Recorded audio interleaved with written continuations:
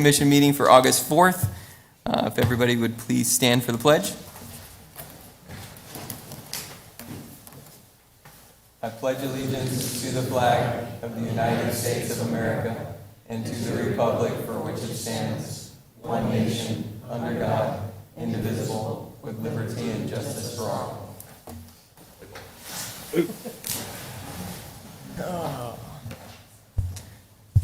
All right. And Michelle, would you please call the roll? Member Vanderhayden. Here. Member Hubbard. Here. Member Garza. Here. Member Peters. Here. Member Estrada. Here. Vice Chair Benedict. Here. Chairman Miller. Here. All right. And I'm going to start things off with welcoming our newest member, as roll call pointed out, Mr. Vanderhayden. Thank you. Excited to have you here, longtime resident involved in the community, and excited to see you on here. Yep, happy to be here. Yeah, so with that, do we have changes to the agenda? Chairman, yes, we have one change. Consent item 1, E1, DSA 220048 will be pulled from the consent agenda. Any other changes to the agenda? Okay. With no other changes, did everybody get a chance to review the minutes from last meeting? Make a motion to approve the minutes. Second. I have a motion and a second. Any discussion? Hearing none, all in favor say aye. Aye. Aye. All opposed? Motion carries. All right, so consent agenda, just so everybody that's here, if you're aware, we started a consent agenda earlier this year. And so these are just considered routine matters that can be enacted by one motion and one roll call vote from the commission. They are not separately discussed. However, anybody from the public, staff, or commission has the ability to pull an agenda item if they would like, if there's something that they would like to discuss. And so with this, as we move into the consent agenda, is there anybody besides item 1 that's already been pulled like to have anything removed from the consent agenda?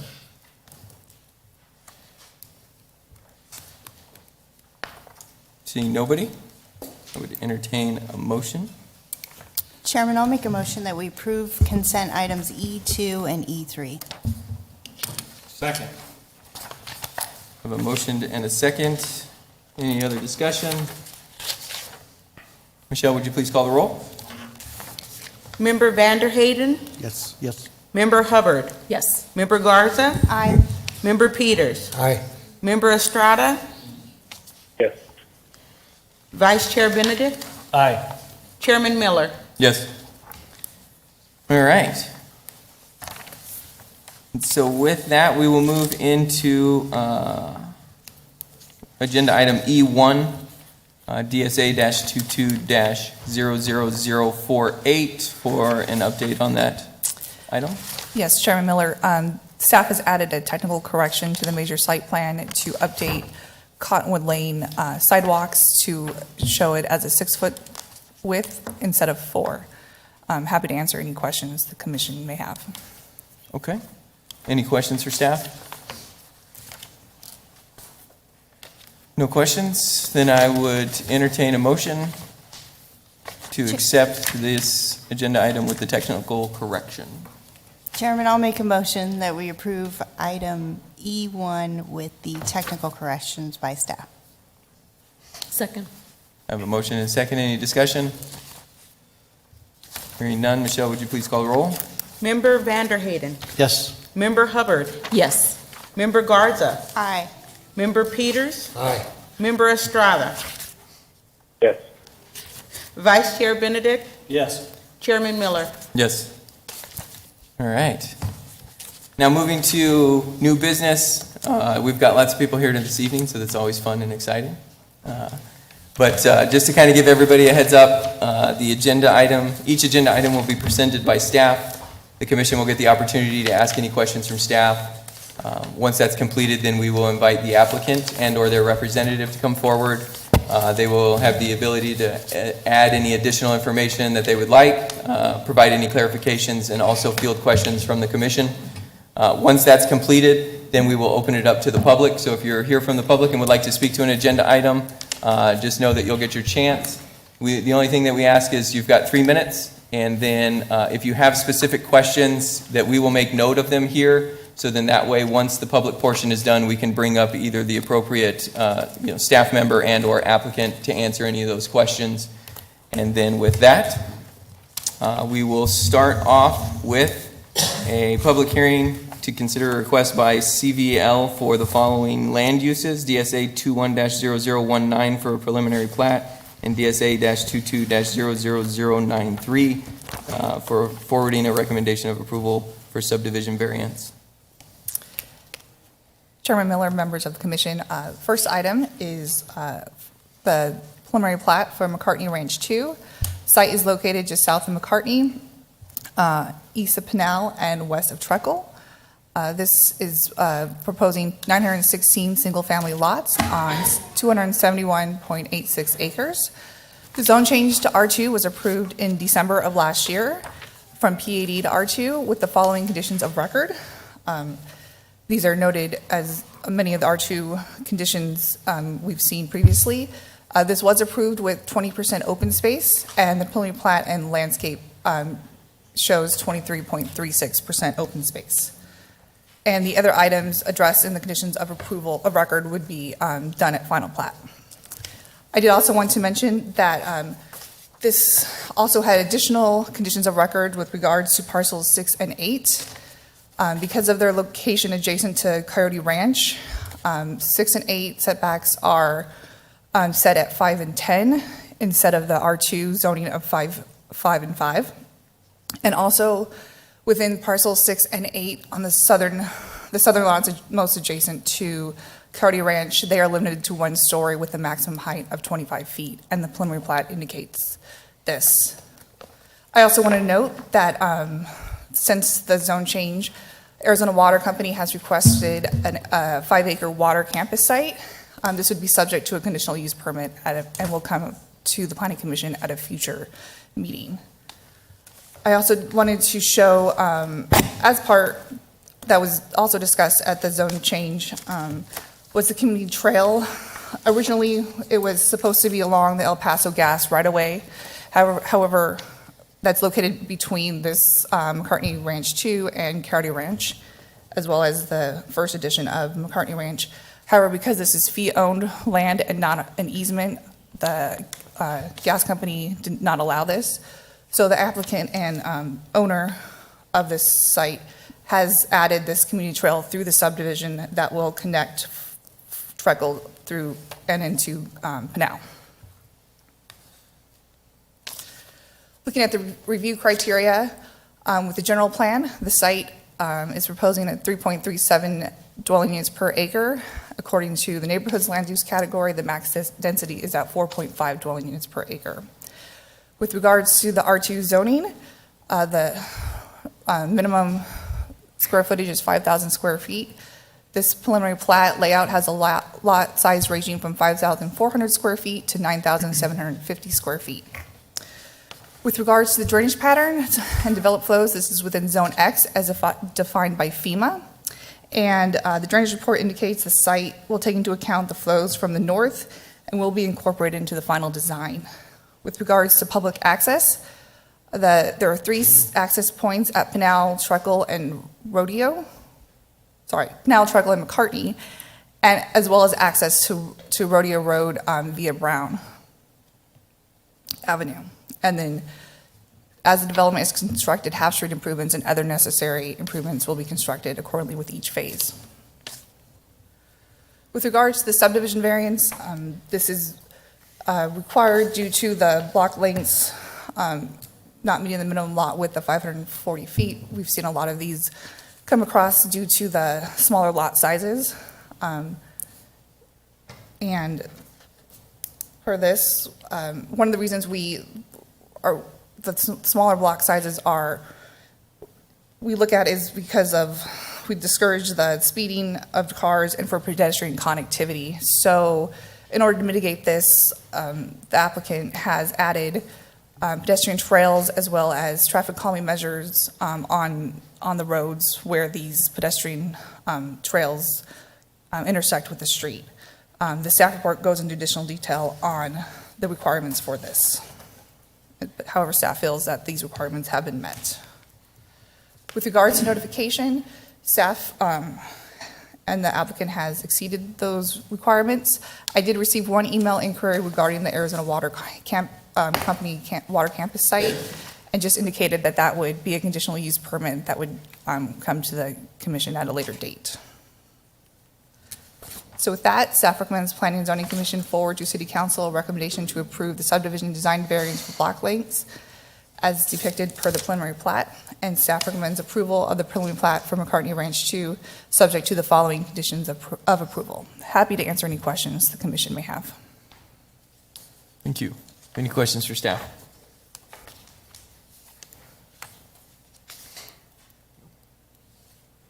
All right. No questions. At this time, then, would the applicant and/or their representative like to come forward, speak to this agenda item?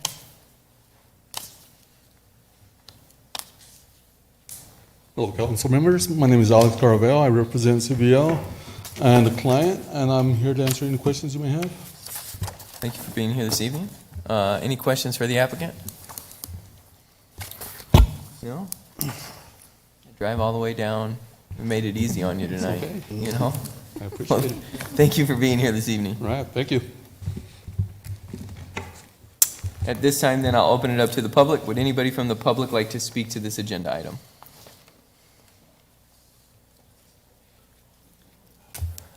Seeing nobody's, all right, I will close the public portion and bring it back to the commission. Mr. Chairman, I'd like Mr. to make a Member motion Peters. that Planning and Zoning Commission forward to City Council a recommendation to approve the subdivision design variance for the block lengths DSA-22-00093 as depicted per the preliminary plat. I have a motion and a second. Any discussion? Hearing none. Michelle, would you please call the roll? Member Vanderhayden, Yes. Member Hubbard, Yes. Member Garza, Aye. Member Peters, Aye. Member Estrada, Yes.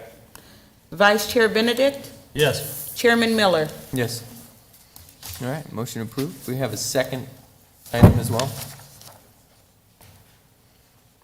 for the preliminary plat. Mr. Chairman, I recommend that the commission approve the preliminary plat for McCartney Ranch 2, DSA-21-00199, subject to the following conditions of approval provided to us by the city staff. Second. I have a motion and a second. Any discussion? Michelle, would you please call the roll? Member Vanderhayden, Yes. Member Hubbard, Yes. Member Garza, Aye. Member Peters, Aye. Member Estrada, Aye. Vice Chair Benedict, Yes. Chairman Miller. Yes. All right. Motion approved. Next up, public hearing, just consider forwarding a recommendation to the city council for request by Pew and Lake for DSA-22-00072 for a major general plan amendment for Pert and O'Neill.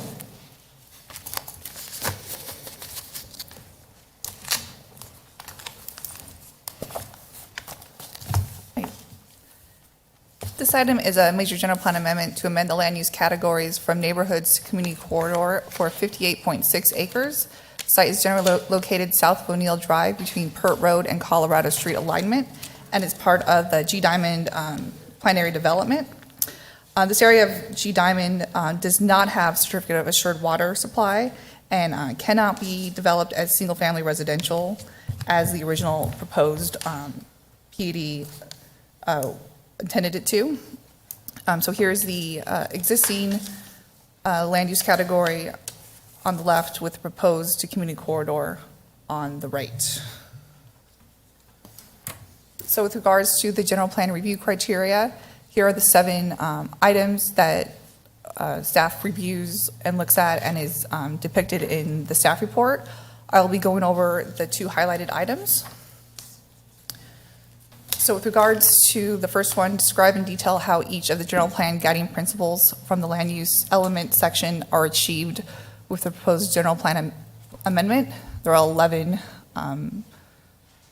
questions asked, and I will be going over 4 and 5. And that, number 4, is to increase the range of housing choices and products available to all members of the Casa Grande community. Per the applicant, this general plan request increases the possible range of housing choices and products available to all members of the Casa Grande community and meets the demanded residential dwelling unit needs will be accommodated through a variety of housing types. And this application and the concurrent rezoning for residential uses confirm the intent of the plan and the site for the kind of housing that the general plan seeks, such as diverse multifamily options that fit within the context of the neighborhood. For number 5 is to support development of vacant infill lots that can be efficiently and effectively served by municipal services. Community corridor land use classification will support development of vacant infill lots that can be efficiently and effectively served by municipal services. And the site has development occurring on all 3 sides. And as mentioned earlier, the site cannot be developed as single-family residential because it does not have the needed certificates of assured water. On the consent. And then with regards to number 6 of the general plan criteria, describe in detail how any of the general plan goals and or action steps are achieved by the proposed amendment. There are additional examples in the staff report. However, I wanted to point out that the community corridor land use category is appropriate for this location because it furthers the general plan objective to promote increased economic activity and growth along major corridors, and that the residential nature of this proposal is a fitting land use mix for the community corridor designation. This request is also an example of allocating development near contiguous development, filling in a gap previously disjointed land use development patterns. The general plan cautions against an overabundance of the neighborhood category that can result in large vacant areas being left undeveloped. And then provides for diverse housing types that will be built to the city standards and promote a sense of place. This request will decrease the amount of area developed for additional suburban development and provide the suggested variety of housing options available in the community corridor classification. Regarding notification, staff met or exceeded all the requirements by city code and Arizona revised statutes. No inquiries were received, and there were no comments or discussion at the July 21st meeting regarding this topic. So with that, staff recommends the Planning Commission forward to City Council a recommendation to approve the Major General Plan Amendment DSA 22-00072, a request to amend the general plan land use category from neighborhoods to community corridor. Happy to answer any questions the commission may have. Questions for staff?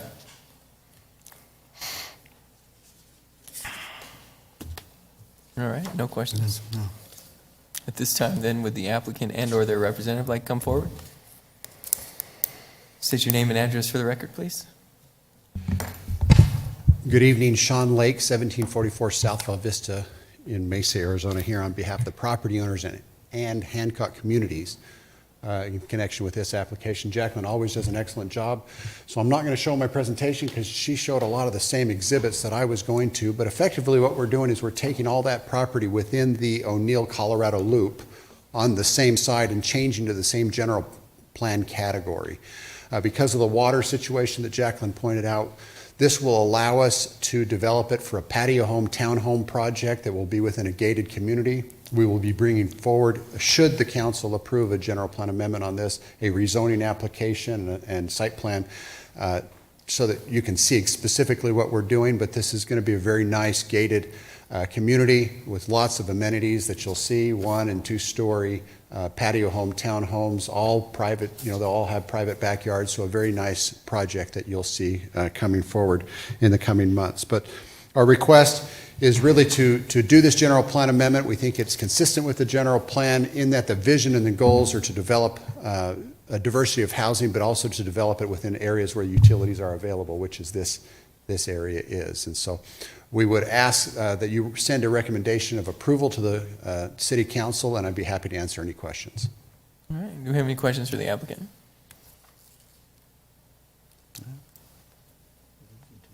No? All right. Well, thank you for being here this evening. Thank you. At this time, then, I will open it up to the public. Would anybody from the public like to speak to this agenda item?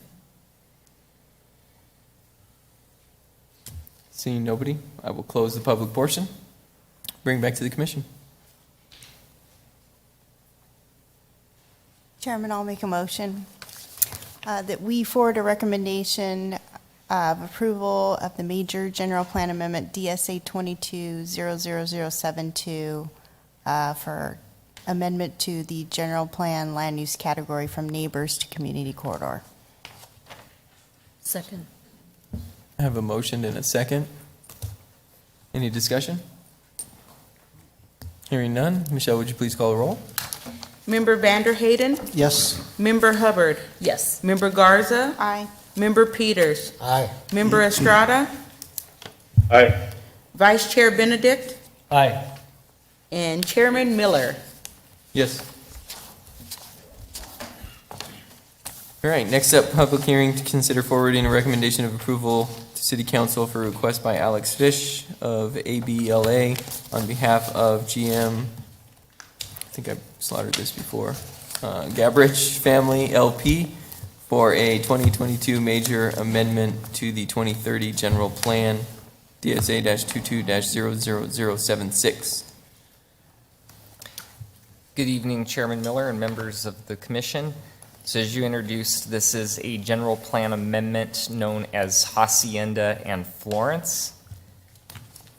The area that this amendment pertains to lies between Hacienda on the west and Overfield Road on the east, and it's bound by Florence Boulevard to the south and the Casa Bonita Road alignment to the north. It's approximately a 321-acre area that is currently designated in our general plan as neighborhoods.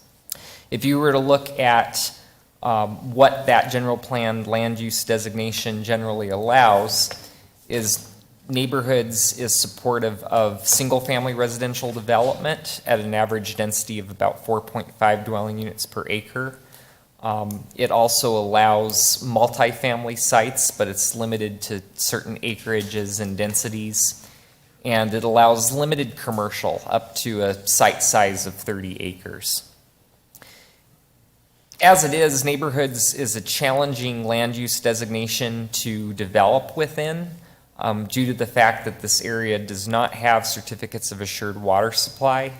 That would be critical if a residential subdivision was proposed for this area, because as you're probably aware, anytime you're taking a parcel and creating it into 6 or more, you need a certificate of assured water supply, which is unavailable at this time. So the request is to put this area into the commerce and business land use designation. What the commerce and business land use designation does is it would support zone changes to different possible zoning districts, subject to further planning commission and council consideration, such as larger site multifamily development. It would also be supportive of light industrial, so long as there was no outdoor storage. It would also be supportive of commercial and office campus development, and it wouldn't be limited to a certain site size like the neighborhood's land use would be limiting for that type of development. So as proposed, they are requesting that this area go from neighborhoods to commerce and business. And when evaluating whether that would be an appropriate change, we do look at the surrounding general plan land use designations. This would be contiguous with existing commerce and business land use. To the west, as you see on the other side of Hacienda, a large portion of the adjacent area is in that same land use designation. And I basically already had gone over this, but I should clarify, and it's probably good for the public's education, that a general plan amendment does not change the zoning of the property. Right now, the zoning of that property is urban ranch, and it would stay urban ranch. They wouldn't be entitled to any land use other than what the urban ranch zone currently allows. But what the change of the general plan does is it makes certain zone districts supportable.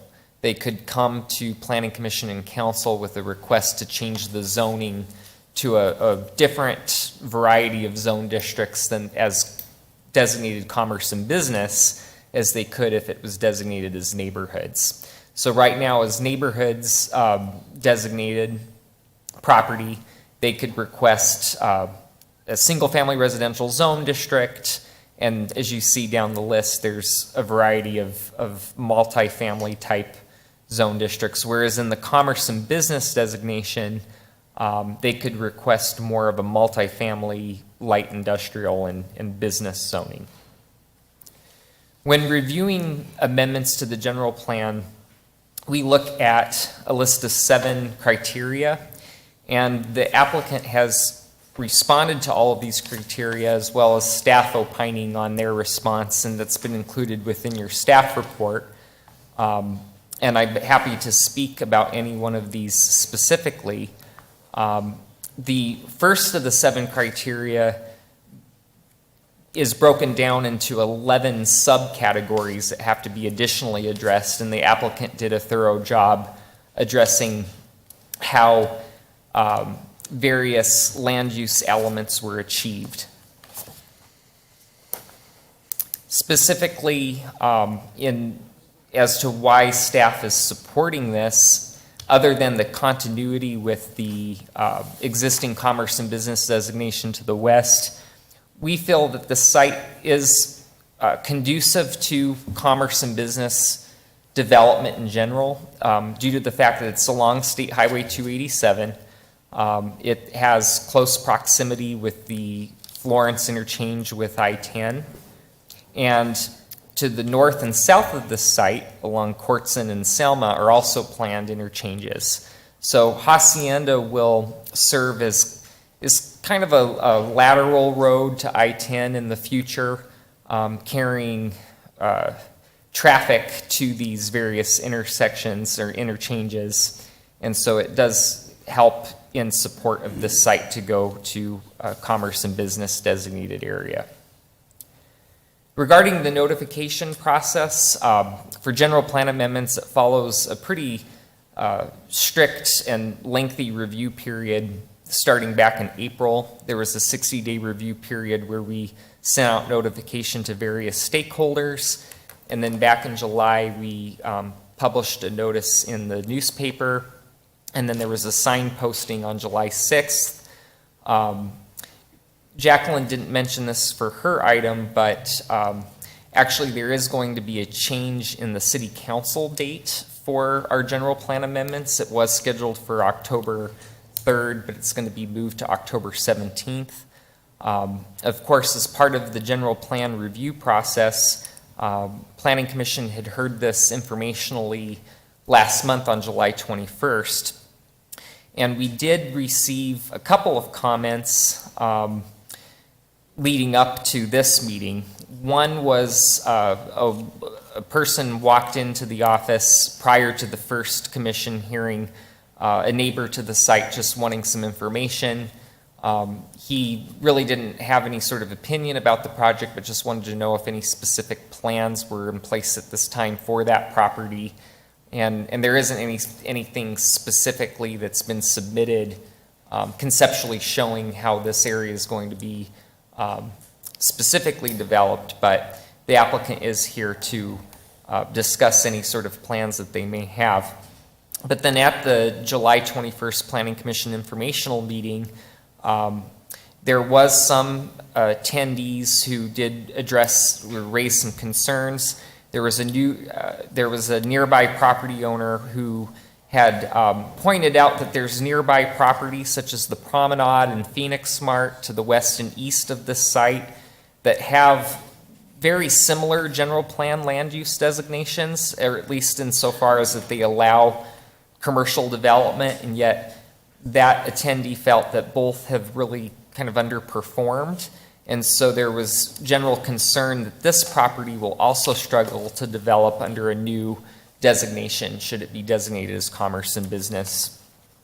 But staff does feel that since the general plan is more of a vision document, I mean, it's known as the Casa Grande General Plan 2030, it keeps in mind of what the general direction is for the city within a 10-year period, and we feel that this area is more appropriate as commerce and business. So staff does recommend that Planning Commission forward to City Council a recommendation to approve this major general plan amendment, and I'd be happy to answer any questions. Questions for staff?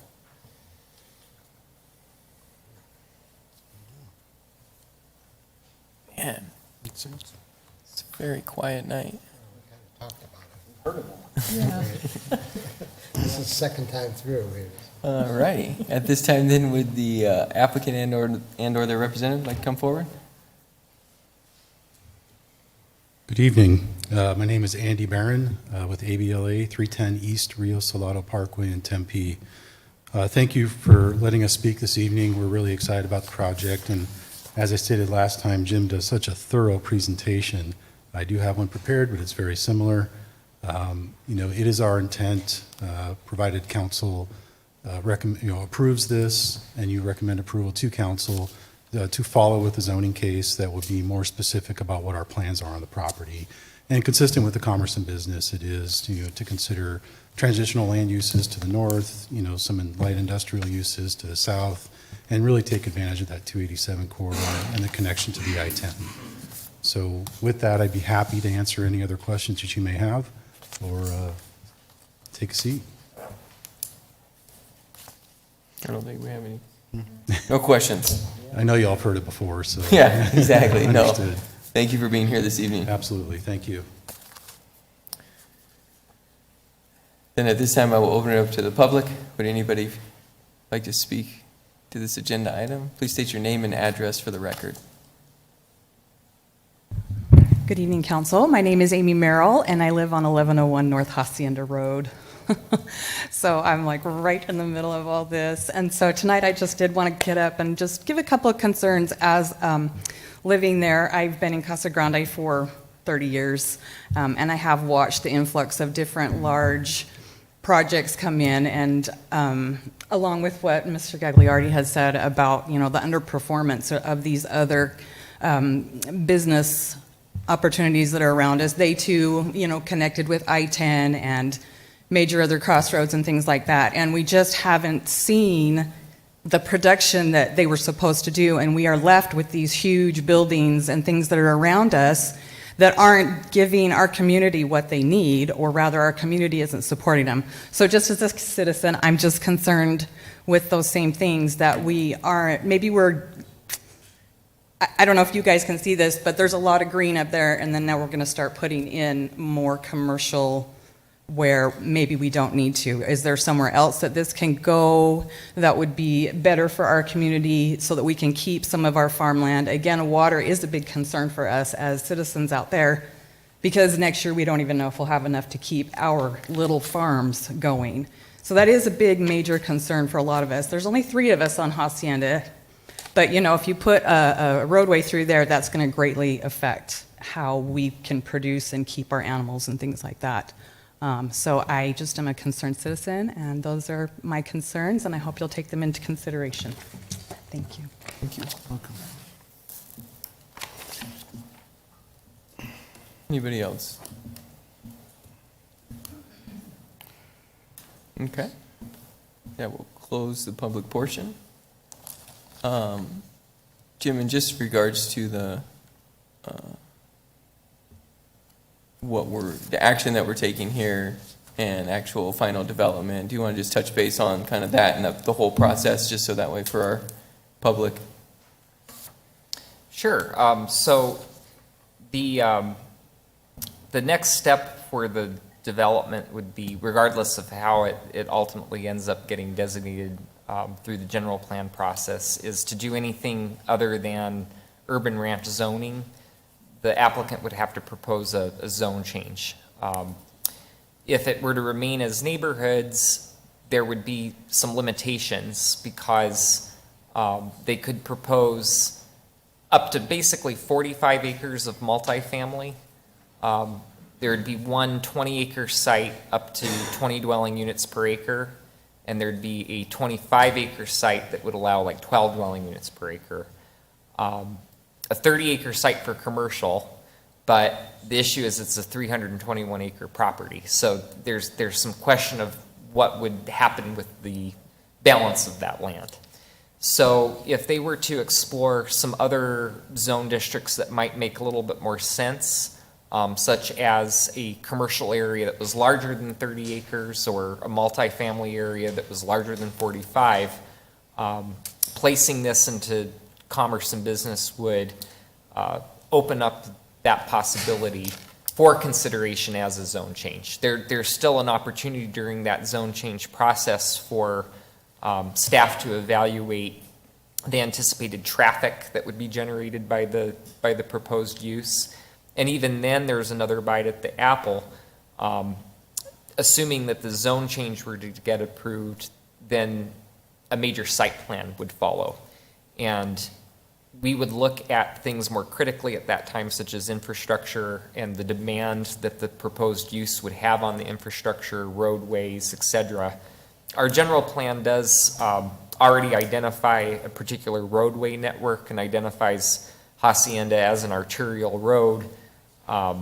It's not designed to an arterial road status right now, but as properties develop, the developer is responsible for making half-street improvements to meet that roadway status. So, ultimately Hacienda would be 2 lanes in each direction with a center median, and it would be more urbanized for good or for bad, but with that would come traffic control measures that would be designed to help improve the overall traffic conditions. So that's kind of the most I can. Okay, no, that's okay. I just, hopefully from the public standpoint, like, this is really early in the process of lots of layers of development, and not saying that the applicant may not have some things in the works or working towards to develop, but it would be a big process and a lot of things looked at along the way. We're just kind of changing the land use category potentially. But, so anyways, thank you for that, Jim. All right, with that, commission members. I think I closed the public portion, right? I did, yeah. Okay.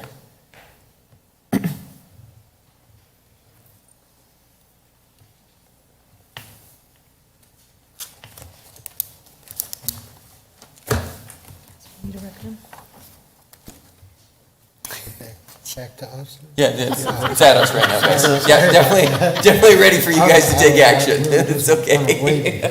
Sorry. I will bring it back to the commission. That's what you guys are waiting for my line there. All right. I can understand the citizens of this community, their reluctance to be all excited about changing this. We're just coming out of that pandemic, and there's been a lot of, regarding the promenade, there's been a lot of people shopping online, and I think that's one of the main reasons for big stores closing.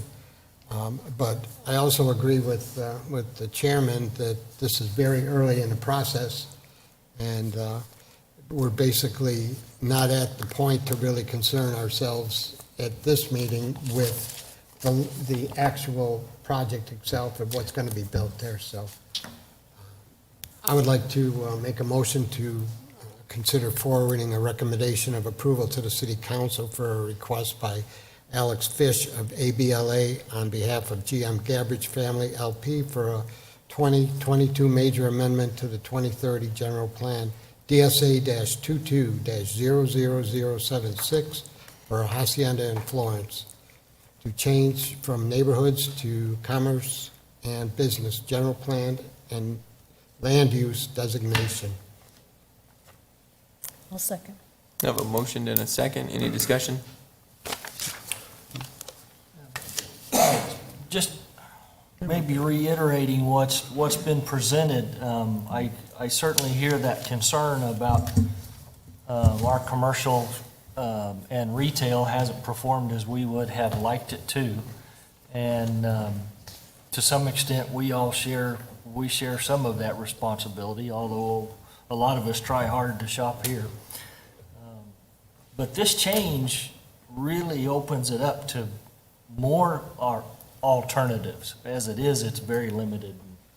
And so that's my overriding concern is Okay. give them options. Any other discussion? Michelle, would you please call the roll? Member Vanderhayden, Yes. Member Hubbard, Yes. Member Garza, Aye. Member Peters, Aye. Member Estrada, Aye. Vice Chair Benedict, Yes. Chairman Miller. Yes.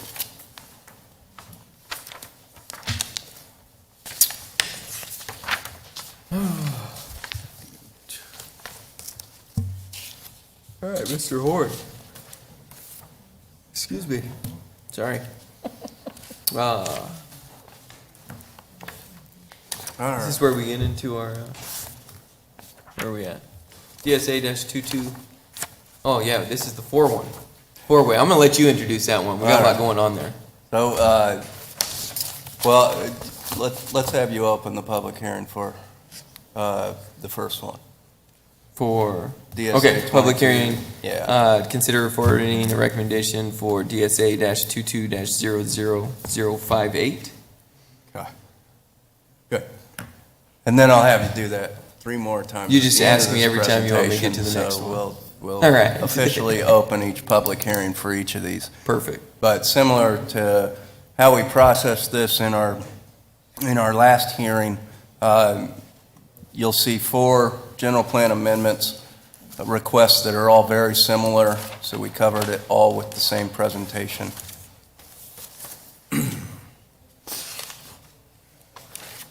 So the city's processing a total of 4 similar requests that, if approved, will increase the manufacturing and industry corridor by 823 acres.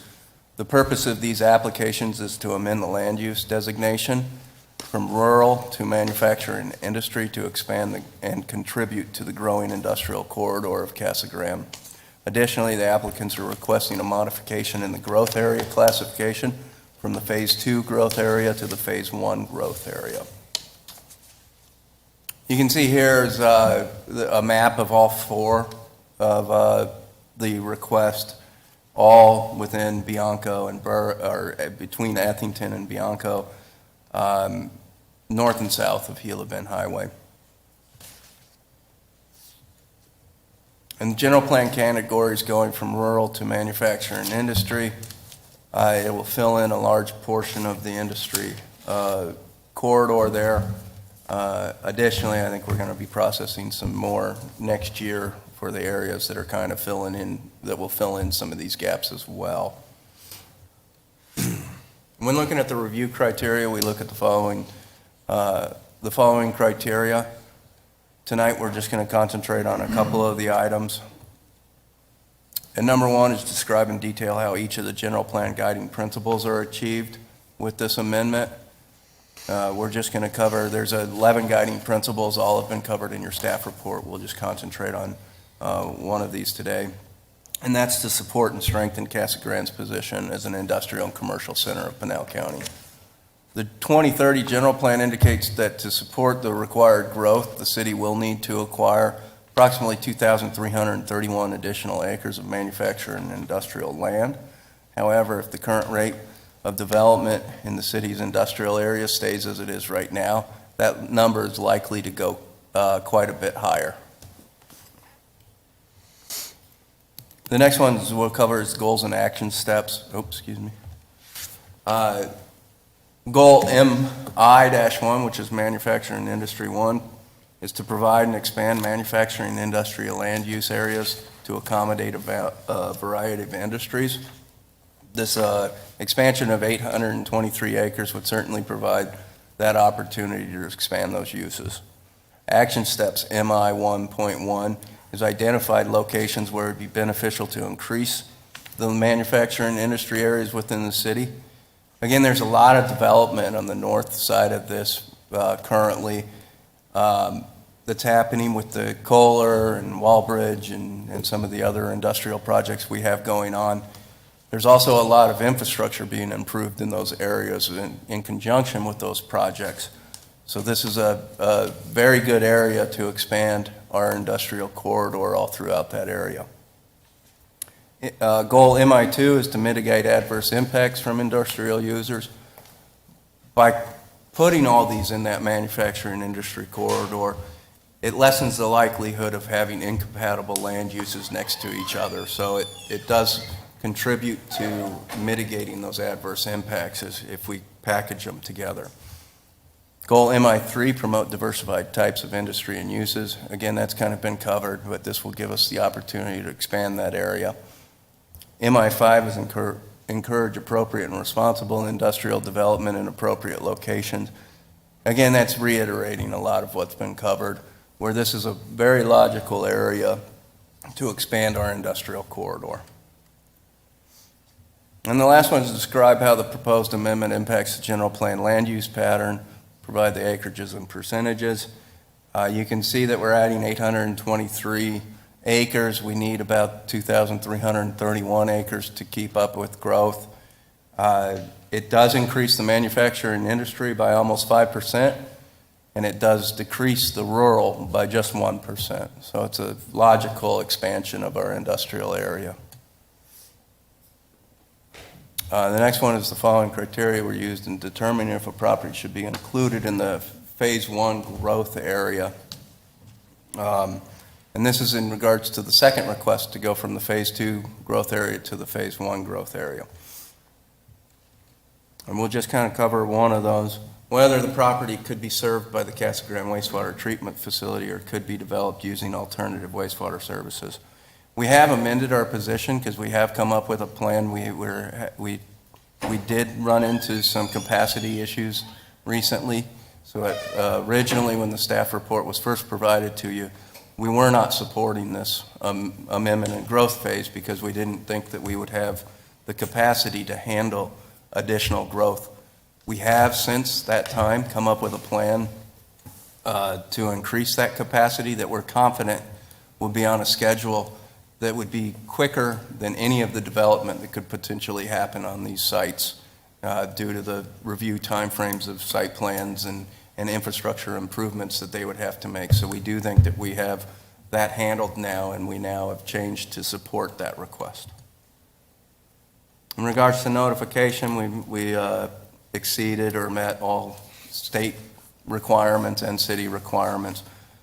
We did not receive any inquiries for any of these 4 requests. So with that being said,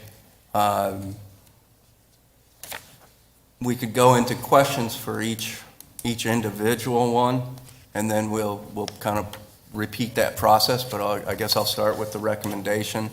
And staff recommends Planning Commission forward a favorable recommendation to City Council of the request to amend the general plan land use category from rural and manufacturing, from rural to manufacturing and industry. And that's DSA 220058. And then the second request is staff recommends Planning Commission forward a favorable recommendation to City Council of the request to amend the growth area phase from Phase 2 to Phase 1. Can I answer any questions? Questions for staff? No? All right. At this time, then, would the applicant and/or their representative like to come forward?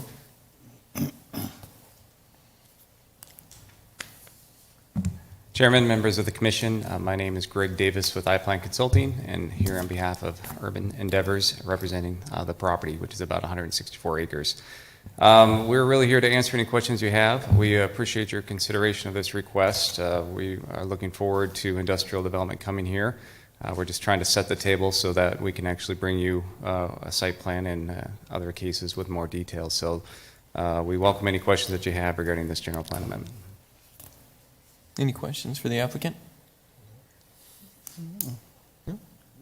Thank you for being here this evening. You bet. Thank you. All right.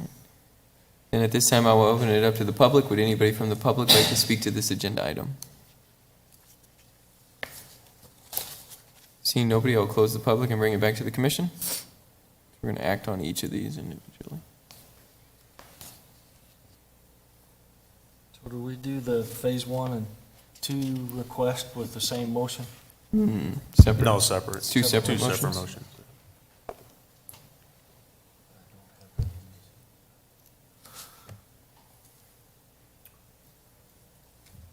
Since I have the floor. You got this, Brent. I'll move to forward a favorable recommendation to the city council to amend the general plan land use category from rural to manufacturing industry for DSA 22-00058. I second. I have a motion and a second. Any discussion? Hearing none, Michelle, would you please call the roll? Member Vanderhayden? Yes? Member Hubbard? Yes. Member Garza? Aye. Member Peters? Aye. Member Estrada? Yes. Vice Chair Benedict? Yes. Chairman Miller? Yes. Okay. Mr. Chairman. Yeah. Move to forward a favorable recommendation to city council for the request to amend the growth area from phase 2 to phase 1. I think it's the same one. Same one, Yeah. DSA 22-00058. I'll second that motion. I have a motion and a second. Any discussion? Michelle, would you please call the roll? Member Vanderhayden? Yes. Member Hubbard? Yes. Member Garza? Aye. Member Peters? Aye. Member Estrada? Yes. Vice Chair Benedict? Aye. Chairman Miller? Yes. All right. Next, I'll open the public hearing to consider forwarding a recommendation of approval to City Council for the request by Hilgart Wilson for major general plan amendment DSA-22-00069. So again, I'll go through the recommendation. Staff recommends Planning Commission forward a favorable recommendation to City Council of the request to amend the general plan land use category from rural to manufacturing industry. Additionally, staff recommends Planning Commission forward a favorable recommendation to City Council of the request to amend the growth area phase from phase 2 to phase 1. Any questions on this? I'm just going to make the clarification, the presentations were all included in the first one, in case anybody's watching, just to make sure. Any questions for staff? No? All right, applicant and/or their representative like to speak to this agenda item? Thank you for being here this evening. Good evening, Chair and Commissioners. Cindy Paddock, Hilgart Wilson, 2141 East Highland Avenue, Phoenix, Arizona, 85016, on behalf of the property owner. Joe's done a great job in outlining the benefits and the pluses and minuses of this project. We're in support of this. We've already filed the concurrent rezoning. We're very anxious to move forward with this, and I'm happy to answer any questions. Thank you. Any questions for the applicant? All right. Well, thank you for being here this evening. Thank you. At this time, then I'll open it up to the public. Would anybody from the public like to speak to this agenda item? Seeing nobody, I will close the public portion, bring it back to the commission. Same thing as last time. Chairman, I'd like to make a motion that we forward a favorable recommendation to City Council for the request to amend the general plan land use category from rural to manufacturing and industry for DSA 22-00069. Second. I have a motion and a second. Any discussion? Michelle, would you please call the roll? Member Vanderhayden? Yes? Member Hubbard? Yes. Member Garza? Aye. Member Peters? Aye. Member Estrada? Yes. Vice Chairman Benedict? Yes. Chairman Miller? Yes. Chairman, I'd like to make a motion that we forward a favorable recommendation to City Council for the request to amend the growth area from Phase 2 to Phase 1 for DSA 22-00069. Second. I have a motion and a second. Any discussion? Hearing none, Michelle, please call the roll. Member Vanderhayden. Yes. Member Hubbard. Yes. Member Garza. Aye. Member Peters. Aye. Member Estrada. Yes. Vice Chairman Benedict. Yes. Chairman Miller. Yes. All right. Next up, I will open up the public hearing and consider forwarding a recommendation to the City Council for a request by Vernon Barnes for a major general plan amendment, DSA-22-00070.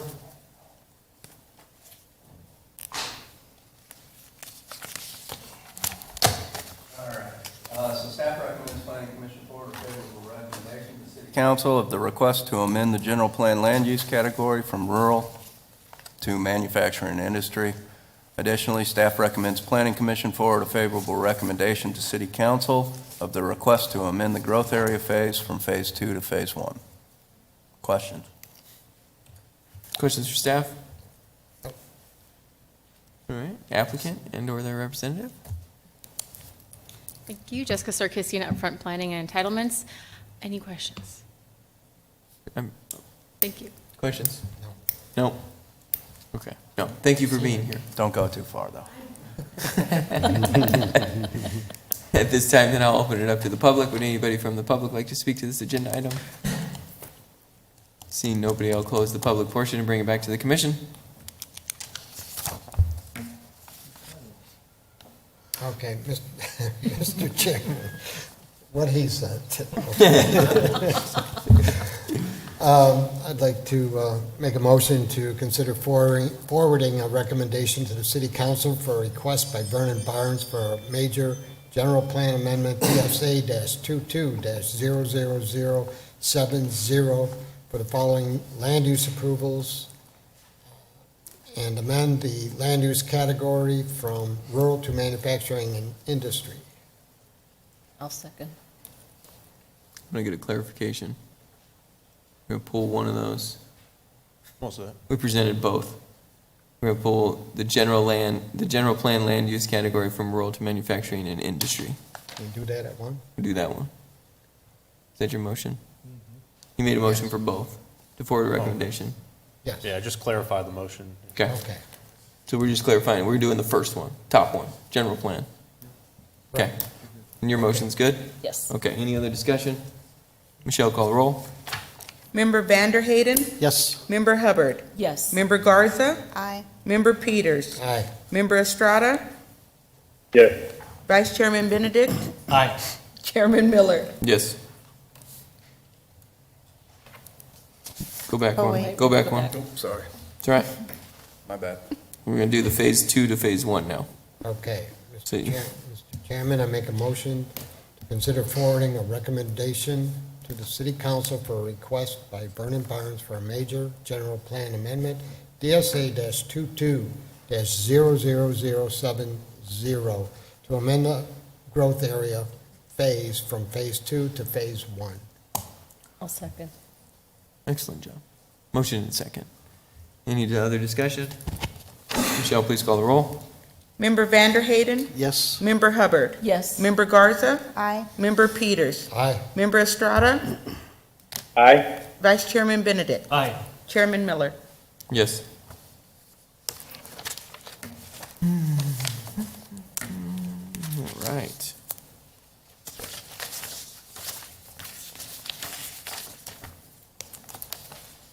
And next, I will open up the public hearing to consider forwarding a recommendation to City Council for, yes, requested by Vernon Barnes, sorry, I was having deja vu there for a second. Vernon Barnes for a major general plan amendment, DSA-22-00071.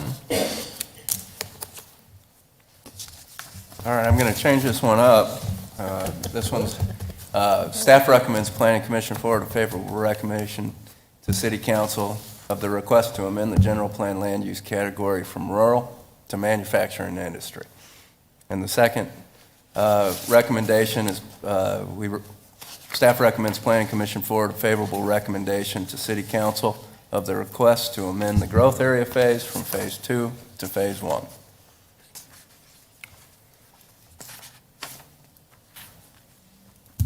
questions on this one. Questions for staff? Sorry, I was just getting organized for a moment there. It's all right. Any questions for staff? No? No. Applicant, hey, thanks for being here. Jessica Sarkisian, Upfront Planning and Entitlements. I'm just getting on the record. Any questions? I don't think there's any questions, Okay. but thank you for being here. I'm happy. You have good gas prices here, so. Oh, okay. Fill up before you leave town, huh? That's it. That's it. Send all your friends down too. It'd be good. All right, at this time then, I will open it up to the public. Anybody from the public like to speak to this agenda item? Seeing nobody, I'll close the public portion, bring it back to the commission.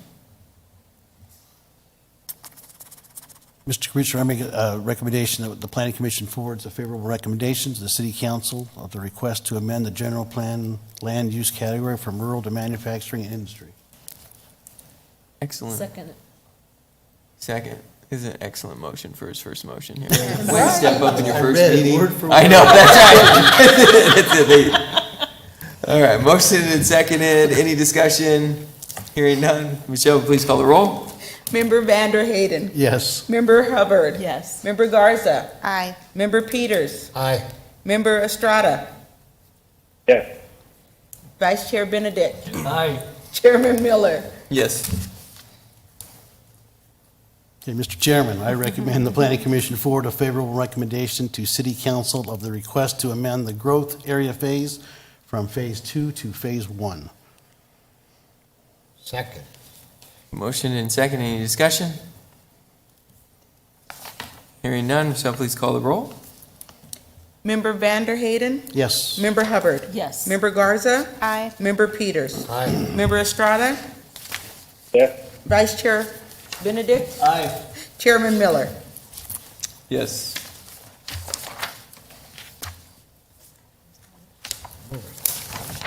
Moving. All right.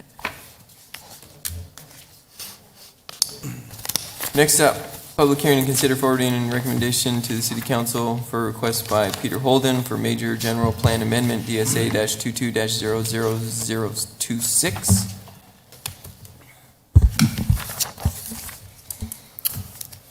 Peter Holden's requesting a general plan amendment to amend the land use category from neighborhoods to community corridor for 37 acres of land, generally located at the southeast corner of Thornton Road and Courtson Road. You can see the location highlighted below on your screen.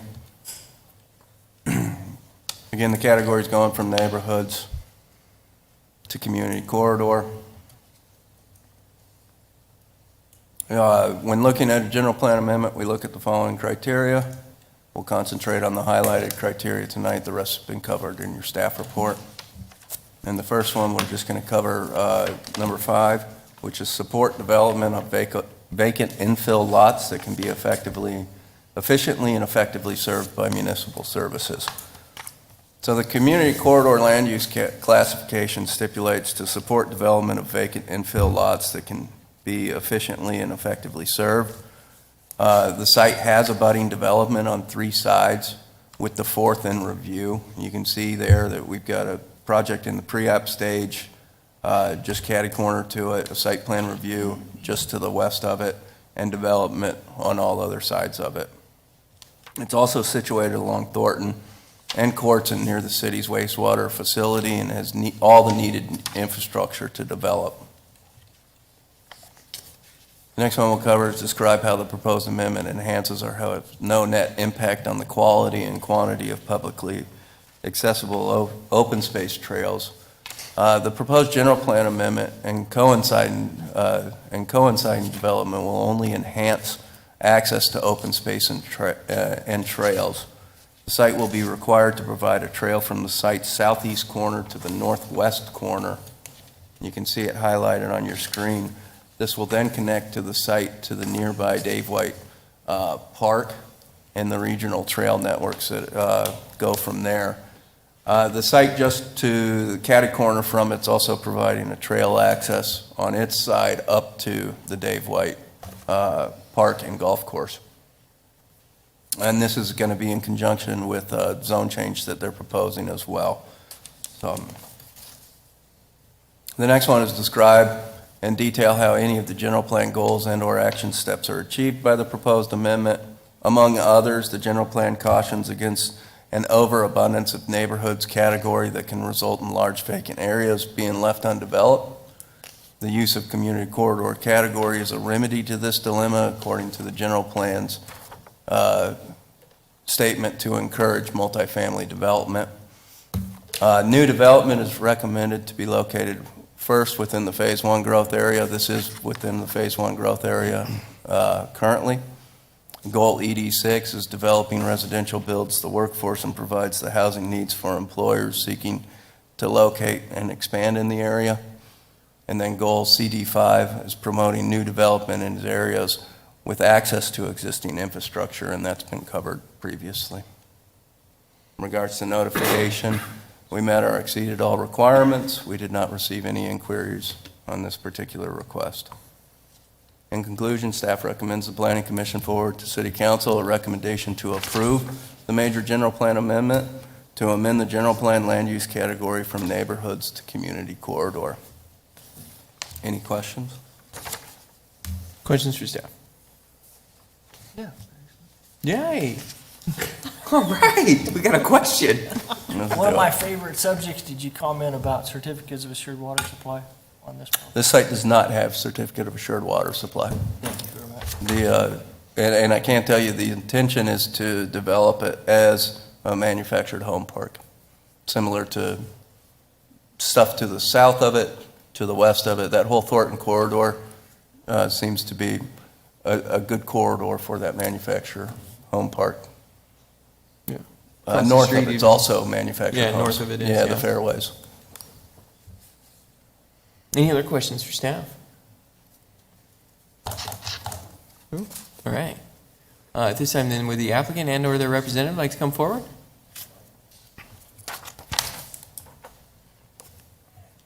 Good evening, council, and thank you for hearing this case. I'm Kevin McDougall. I'm the engineer for the project, and I'm here to answer any questions. Joe, thank you. I think you covered everything, and it is intended to be a future R4 type use, but that's a separate zoning case. And it's kind of meets the infill for low impact for the city as far as extending infrastructure and creating infill. And they will be building the adjacent major side streets for Thornton and Corson. All Any right. questions? Any questions for the applicant? No? All right, well, Thank thanks you. you for being here this evening. Thank you. This time I will open it up to the public. Would anybody from the public like to speak to this agenda item?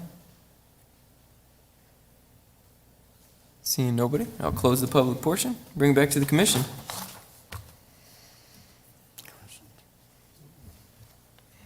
Chairman, I'd like to make a motion that we approve the major general plan amendment DSA 22-00026 to amend the general land use category from neighborhoods to community corridor.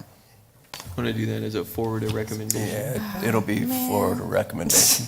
You were so close. I was Man, on a I tell you, you roll. were so, yeah. Those. You can just say, yeah. Yes. Your intention was to. My intention was to forward All a right. recommendation of approval. Second. Motion and second. Any discussion? Hearing none, Michelle, please call the roll. Member Vanderhayden? Yes. Member Hubbard? Yes. Member Garza? Aye. Member Peters? Aye. Member Estrada? Yes. Vice Chair Benedict? Yes. Chairman Miller? Yes.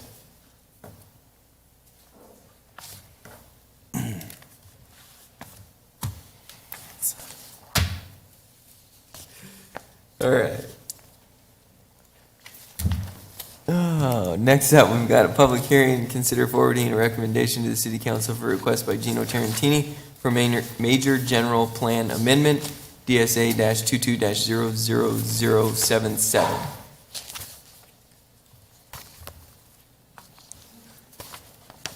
Gino Tarantini's requesting a general plan amendment to amend the land use category from manufacturing and industry to neighborhoods for 127 acres of land generally located at the southeast corner of Thornton Road and Cottonwood Lane. You can see it highlighted on your screen below. The category, again, is going from manufacturing and industry to the neighborhoods category. In a review of the history of this site, has been amended many times to follow the development trends of the times. Following annexation, it was initially zoned as commercial and industrial to mimic the historic growth of the city and the surrounding uses. This zoning matched the compatibility of the surrounding uses, which consist of heavy commercial, manufacturing, and salvage yards. In 1998, the site was zoned residential. In 2004 and 5, the site was platted for 393 single-family homes. The site initially created 61 single-family homes with a plan to add additional phases and expand the neighborhood. The market then retracted, and the site has sat undeveloped since. The completed portion has seen some challenges and is shown to have had 319 code violations since its inception. In 2016, the zoning was amended to general industrial zoning, which with commercial abutting Cottonwood Lane at the applicant's request. Staff supported this request by creating a list of conditions to ensure compatibility with the abutting 61 home neighborhood. These conditions included modifying the uses that are allowed on the site, removing some uses, some of the conditional uses. It included walls, it included noise considerations, and it also included vehicular access to remove vehicular access to Schultz Street from the industrial users. So staff believes the site should remain in the manufacturing industry category and zone industrial with the existing conditions of record that were implemented at the time of that rezoning. The site should utilize a portion of the existing cause that it does have on the site to develop as an industrial subdivision. The city is continuing to see an extremely high demand for industrial land, as you can see from our previous presentations. This is even more prevalent for land that is considered shovel-ready and nearby infrastructure in place. In looking at the review criteria, we follow all the review criteria you see on your screen. We'll just cover some of it tonight. And the first one that we'll cover is describe in detail how each of the general plan guiding principles are achieved, and we'll just talk about two of those tonight. The first one is support and strengthen Casa Grande's position as an industrial and commercial center of Pinal County. In reality, what this one says to me is that what is the appropriate category for this land? And the manufacturing industry category needs 2,331 acres to support growth. This site abuts a rail line which isn't conducive to residential. It has heavy commercial, there's the rail line shown there. It has heavy commercial storage and salvage yards to the north. It has approved storage facility to the south. It's got industrial zoning to the west. And steps have been made to ensure compatibility with the abutting residential with the currently zoned industrial zoning. The site does not abut any other neighborhood's land category. Staff's position is in placing residential in areas that are incompatible with surrounding uses. It presents a challenge to maintain a high standard of residential character. The next one we'll cover is link all land use decisions to known available water resources to ensure long-term viability, environmental sustainability for all new growth and development. Staff believes this would be better served by creating an industrial use subdivision similar to what was originally planned for the southern portion of this land, and you can see that on the screen. At the current time, the city does not have the ability to create industrial subdivisions exceeding more than 5 lots due to the cause regulations. So the cause is not only valuable to residential, it's valuable to industrial land as well. The only industrial subdivision we have left with remaining lots is the Airport Industrial Park. The next one is describe how the proposed amendment impacts the general plan land use pattern, provide acreages and percentage. As mentioned, we need 2,331 acres of manufacturing and industrial land. However, again, with the current rate of development in our manufacturing industry, that number is likely to grow. This would take away 127 acres of that land, which would reduce the percentage of that by 0.12%.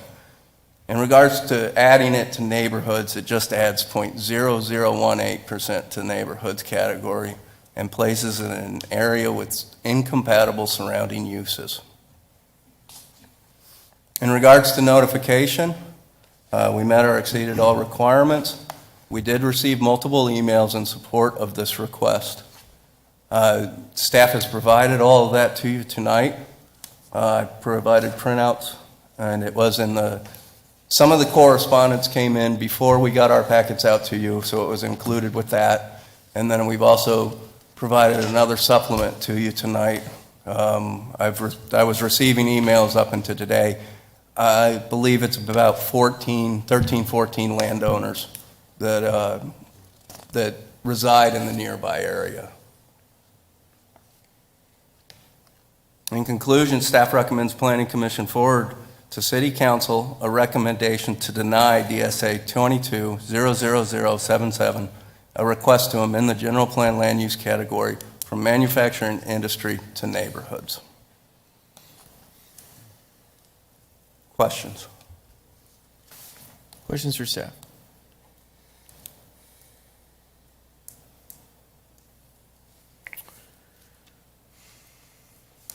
I thought he was going to ask a question. I thought he was. He's like, do you have a question? Yeah. The lot that's across from that's vacant now, is there anything on the horizon for that? Can you describe which lot you mean? The east side, just south of Cottonwood Lane? That little spot? That's actually a multifamily zone site. It's currently undeveloped. There has been rumblings that an apartment complex may go in there, but nothing's been submitted at this time. That's where these emails are from the neighbors in those homes right south. Yeah, of that's that, the right? initial Cottonwood 61 lots. Correct. That was there. I have a question. You had that chart that showed the manufacturing industry, the 12/100ths change in percentage. That total acres, is that what we currently have in our general plan, correct? Not necessarily zoned that way, but our general plan maps out the purple of 10,000. Okay. I just wanted to make sure I was understanding that completely. And then last time we discussed, there are some other causes that land in that are not currently, they're currently zoned or they're currently general plan or zone neighborhood? Yeah, we do have some other projects. 800, 700, 800 acres? Have been allocated cause. I don't know the exact number of cause that are allocated within that area. I know the Barnes web site has 320 acres. I think I have one other example of cause within the manufacturing industry area, but I don't know the exact number of We know cause. how that relates, like we know how many units residentially he can do, but is there some sort of number, or do they have to reapply for an industrial cause? So there isn't an opportunity to extend the number of cause that you have on a particular site if it doesn't go outside the boundary of the existing cause boundary. You need to show that you're not utilizing any more water than what was allocated when you requested the cause in the first place. So low flow toilets, low flow faucets, showers, things like that have given the ability for developers to request additional cause by showing they're not utilizing any more water that was initially allocated in their initial cause. Is that clear? I think so, but I'll rephrase it. So if you're using 20 gallons of water, theoretically though, so he's got 300 and some, I don't know, Yeah, whatever it is, whatever the number is. So say I'm just going to use 300. I know it's different, but we've had developers request the 40% additional on top. Yeah, of no. that. But what I'm going to ask is, so we have that number, if he was to go industrial, then technically he could put 300 little industrial sites. You could Assuming they subdivide, didn't- he could subdivide his land up to 393 times, yes. 393 times, so little tiny, whatever, assuming they it could show doesn't- that they didn't use more water. Yeah, I don't think a manufacturing industry would develop that way. So you obviously wouldn't use all the I cause agree. that are. I'm just trying to understand if they were like, hey, it's like 5-to-1 or something, I don't know. I'm just trying to understand the conversion for cause from a commercial type use to a residential type use. They've gotten cause for 393 parcels. So they would be able to subdivide up to 393 times. Okay. Would be how it would add up. So it's a matter of how the site develops. Okay. Does anybody else have any questions? I just have one question. Are cause capped at this point? Technically, could he go back and request the reduced usage for increased density? Yeah, he absolutely. Yeah, there's a chance that he could rezone to utilize additional cause. Again, if he shows that he's not utilizing any more water than what was originally allocated, then you can increase it up to that point. So we've had in the past, we've had multiple developers come in, have a certain number of cause, but they've increased or attempted to increase those cause by proving they're utilizing the same amount of water as when it was initially allocated to them. Okay. And then I'm going to add on to that question, answer a little bit, because I want to know. Okay, just one other part to that, and excuse my ignorance regarding the Arizona water. Can these cause certificates, could they be transferred, or they can't move then, correct? No. Okay. So the water can't move. No. Do we know the last time they issued a certificate of assured water? I don't have a date for that. Okay. Yeah, I don't know when they made the determination, 2-3 years ago, when they made the determination that they were over-allocated when it comes to water resources in Pinal. So, Did Paul, do you by chance know? Caught him sleeping. Was he sleeping? No, just getting off mute. It's probably closer to 5 years ago since ADWR has approved any additional cause in the Pinal AMA. Okay. And from your understanding, is there any relief on that in the near future? None that I'm aware of. As a city, we are pursuing additional water resources outside of the cause model, but no additional cause that I'm aware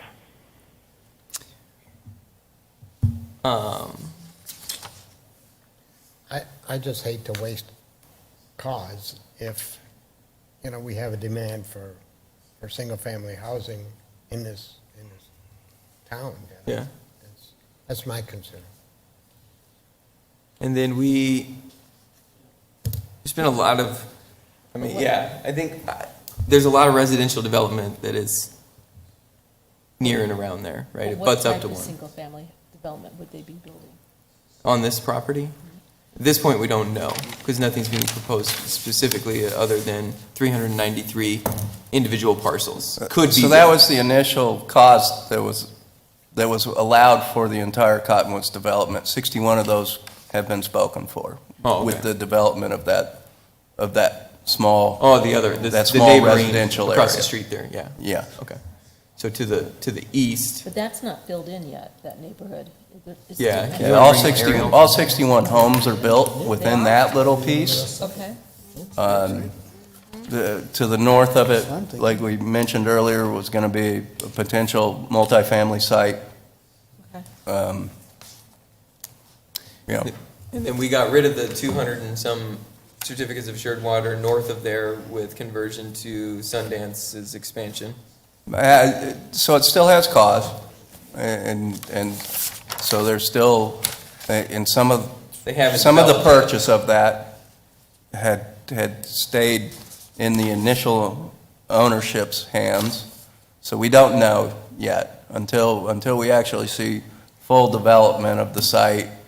The initial site plan's been put on hold, and so we haven't processed anything on it since. So we don't know at this point whether or not that cause is going to be utilized or not. Okay. So if you deny this, can they come back? So we're just forwarding a recommendation. So our recommendation could be to approve or to deny, and ultimately city council makes the decision. Right. And so we could say we recommend to deny and they could approve it, or we could recommend to approve and they could deny it. It's ultimately their decision. But obviously, hopefully they take our counsel and our recommendations. They haven't always, but most of the time they do. From the development of our community, and I guess the way that I'm trying to look at this, other than, with the rail pieces and everything else, this butts up. If you took the big general plan, right, the big picture of it, this is the transition zone, right? Like, this is... At some point, you do have to delineate between land uses. Right. So, when part of what we covered tonight was that we did do that in 2015. We delineated that this was the appropriate location because we had in place a zoning that the applicant requested, and we put conditions of record on that zoning to provide that buffer, to provide that relief from the industrial. So we weren't allowing access out onto Schultz Street. So the current zoning does not allow access out into Schultz Street. It has an 8-foot block wall. It has additional landscaping along that side. So we delineated that as being the location that maybe we transition from a more of a residential community corridor area to our manufacturing and industrial corridor. So all that was taken into account. When we did that initial zone change I shouldn't say initial, when we did that zone change, we certainly looked at the effects it could have on the surrounding property owners, and we made every effort that we could to ensure that we had compatible uses next to this. If we move into a residential category, again, they would have to rezone, and we would again make those same efforts to make sure that the citizens that come in there aren't affected by the two junkyards that sit to the north, the industrial to the west, and the storage facility to the south, and the railroad to the south. But when we take all that into account, and we didn't take any of this lightly, we know that there's cause, and we know how precious that is from a residential standpoint. This was deemed to be a less appropriate spot for residential as it is for manufacturing industry and staff's perception. So, landowners' rights. So, I guess that's my only other side of it would be, I can understand the arguments, but if the person that owns the land thinks that they can get it either developed or sold, and we still have some controls over that development of major site plans and creating those buffers, and this is what that person wants to do. I completely understand all that argument and concur with that argument. Our job as planning staff is to make the recommendations we feel is right for the city of Casa Grande. And in this case, we feel that manufacturing industry is the more appropriate land use for this particular parcel. We've been chatting for a moment. I guess at this point we could bring the applicant up. The applicant may be able to add some information. Sure. And by all means, or the representative, come forward, state your name and address for the record. Kind of chomping at the bit here, sorry. Yeah, my name is Duran Thompson. I'm with D&M Engineering. My office is actually in Tempe, and I've been with the Tarantinis for a long time.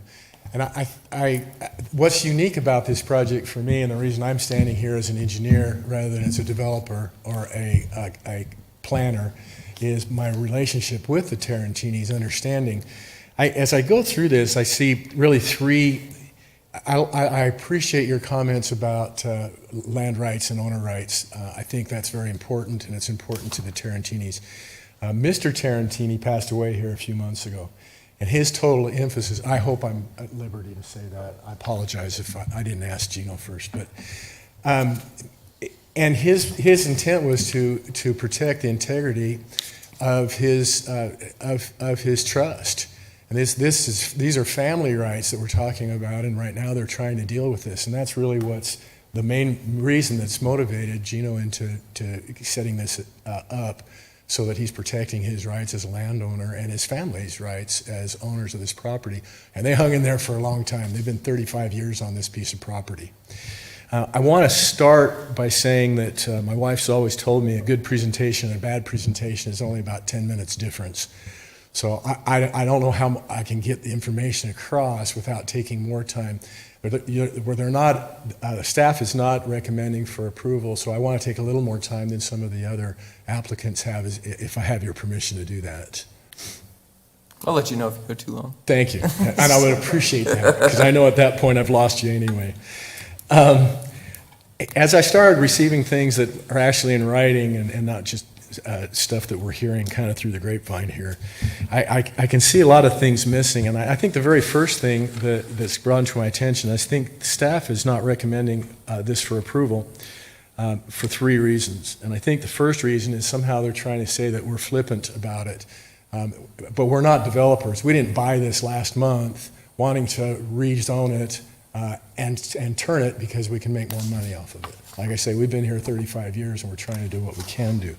If you look at the first page of the staff report, he sets aside some of these, and I'm referring to Joe. And by the way, I have no animosity towards Joe at all. He's done nothing but help me in this process.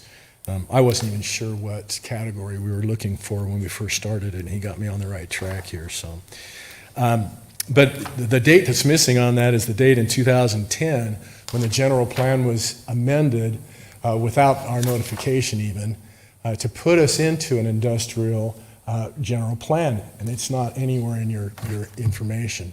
So in order to be compliant with the general plan, we went quite the opposite, I think, of what you're hearing here tonight.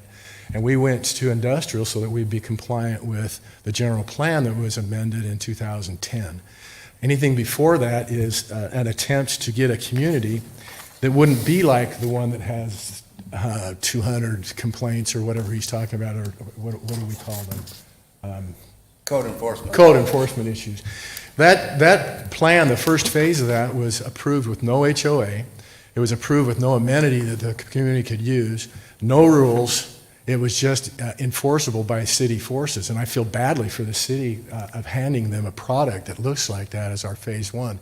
And it's hard because people are looking for affordable housing and places where they can park their cars in their front yard.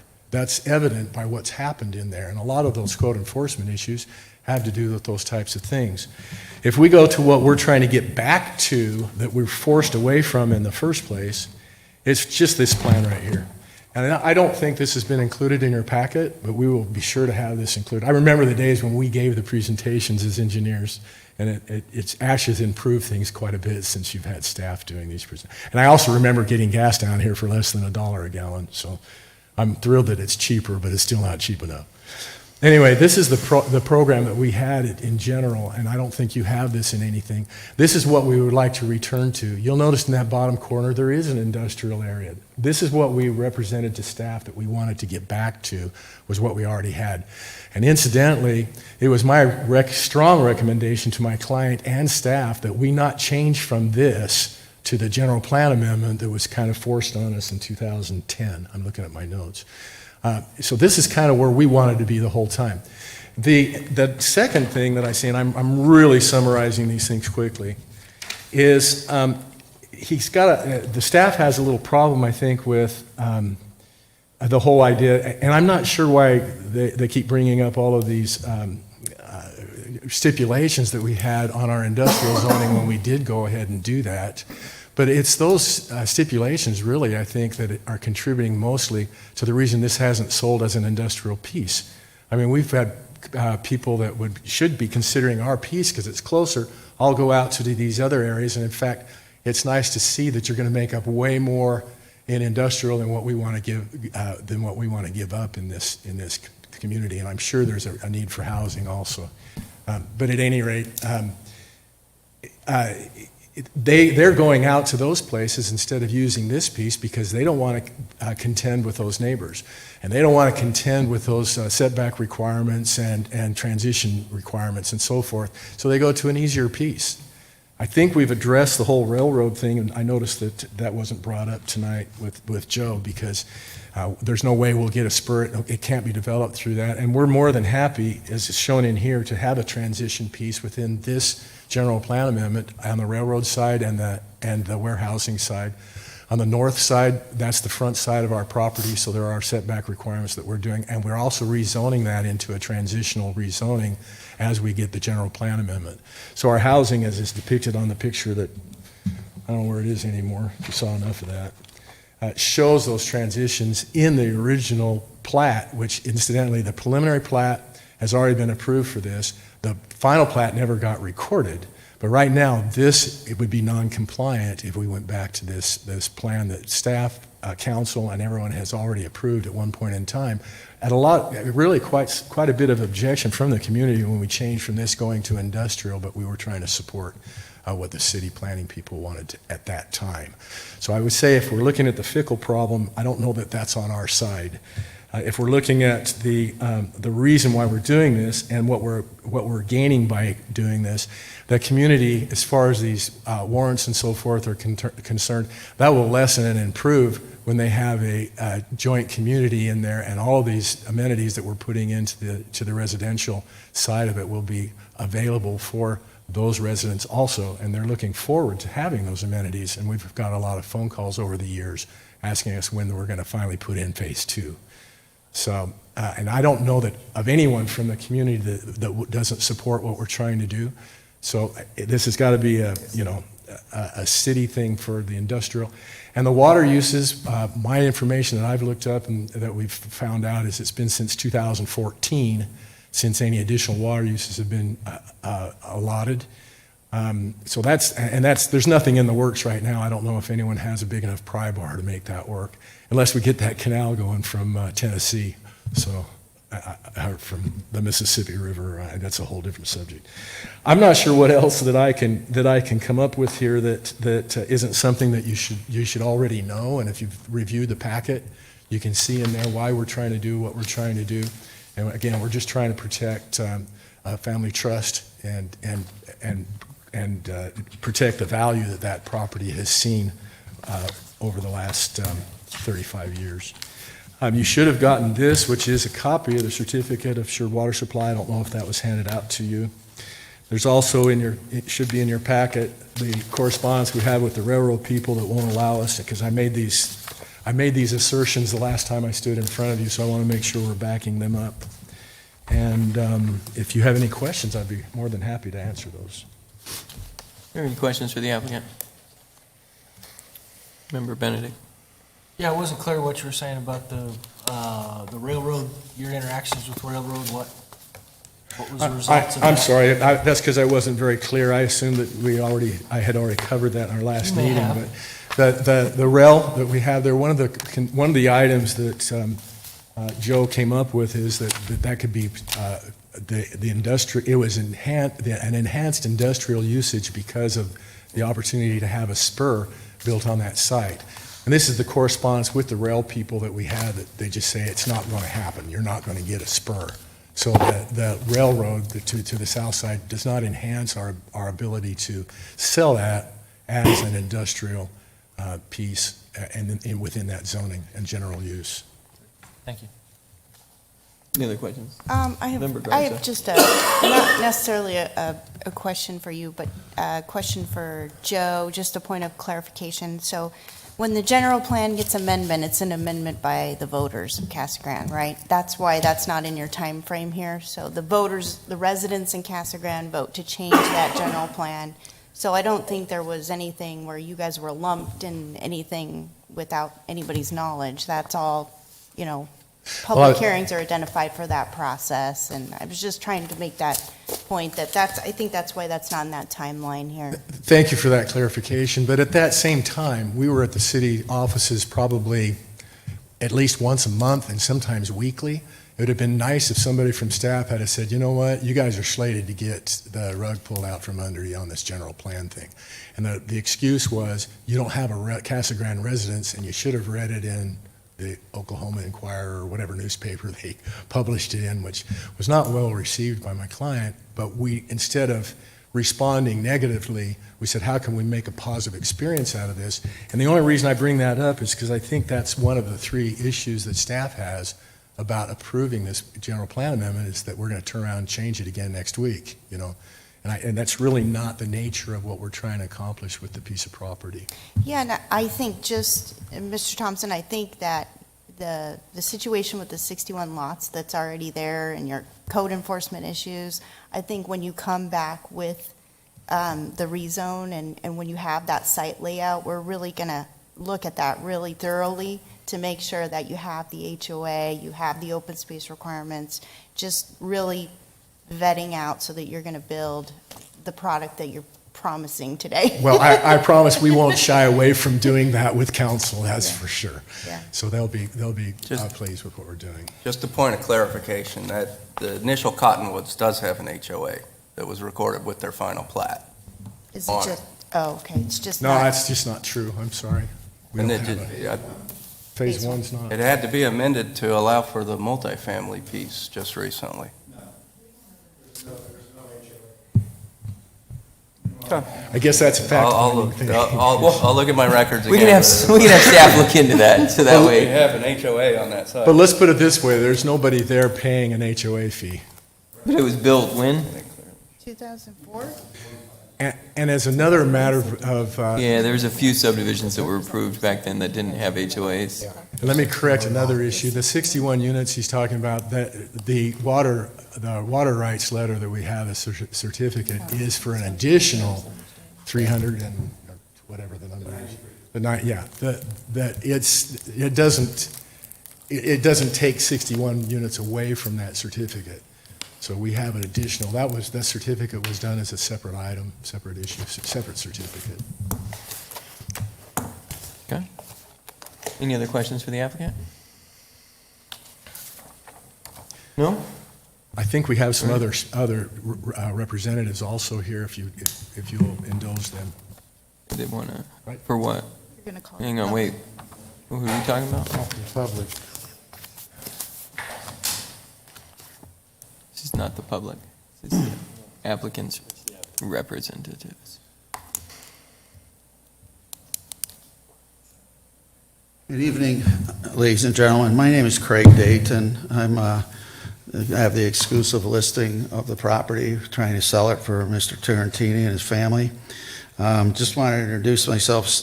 I've been around a long time. I've been 50 years in this business. I've been specializing in Casa Grande since 1988, and I've completed 169 sales and leases in Casa Grande, resulting in over 3,000 jobs that I have helped bring to this community. Some of my clients include the ones that are still here, I should say, are Applegate, Airman, Monsanto, CFAT Metals, Alliance Lumber, ProWall, and just a new one that just came in, Hughes Plumbing.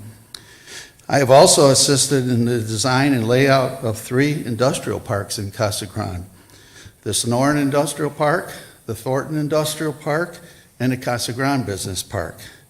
I subsequently sold all of the remaining parcels of these parks.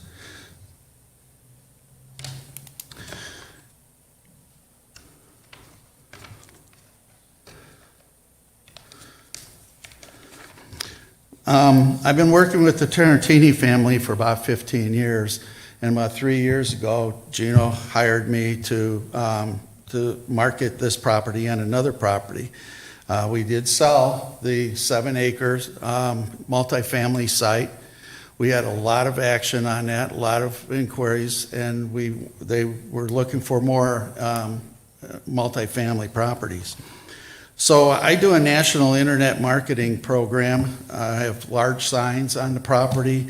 I have printed and digital brochures, and I have substantial details available for the site to prospective buyers. In the last 12 months, as an internet industrial listing, I've had 19,389 views. 5,032 of these were detailed views where they went into the site and gathered more information. 371 of these inquiries were for more information, and we had just two physical site visits. And we had no offers, not one. The economic development, we worked with the economic development, both Casa Grande, Pinal County, and the state. We've had 3 general inquiries in the past 12 months, no specific contracts and 0 offers. No specific contacts, I should say. Prospects that I've made directly, I've had 26 calls on my signs. I've had 21 calls from co-brokers with prospects. The actual concerns by the prospective users were previously brought up, but in my business, I've been doing this, like I said, a long time, so I knew what to expect. Can you shut that off? Can you shut that off? Yes. Thanks. Not you. She controls it over here. No, you're good. You're fine. So the actual concerns by prospective users are the proximity to residential use people. That's their number one issue. They want to be good neighbors, especially with corporate America the way it is now. The last thing they want is the neighbors to be mad at them. We've got requirements by the city for noise limitations, and then the cost to improve widen Thornton Road, which is on the horizon. Those are all concerns that nobody wanted to go to this site. And some of those people are here. Not all of them came, but Air Products is one of the ones that we were talking to. And they are now here, but they're not on our site, and they're nowhere near our site. They're nowhere near residential. So during the last 30 days, we tried something different to try to see what the market was for residential and multifamily. So I changed my marketing to have that. And if you drive by the property, you'll see that I put signs on there, multifamily, residential, pending rezoning. In the last 30 days alone, we've had 675 general internet views, 499 detailed views, 15 direct contacts, and 6 brokers are prepared to bring LOIs, letters of intent, for their clients on behalf of their clients, should be on behalf of their clients, pending our rezoning. So I could have 6 offers as soon as you say yes. This is the highest and best use for the property. And that's what we learn in real estate school. What is the highest and best use for the property? Thank you for your time. Do you have any questions for me? Any questions? No, thank you. Thank you.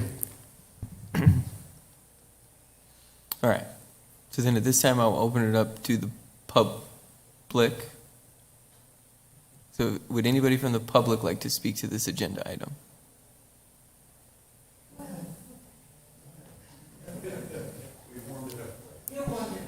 If you could please state your name and address for the record.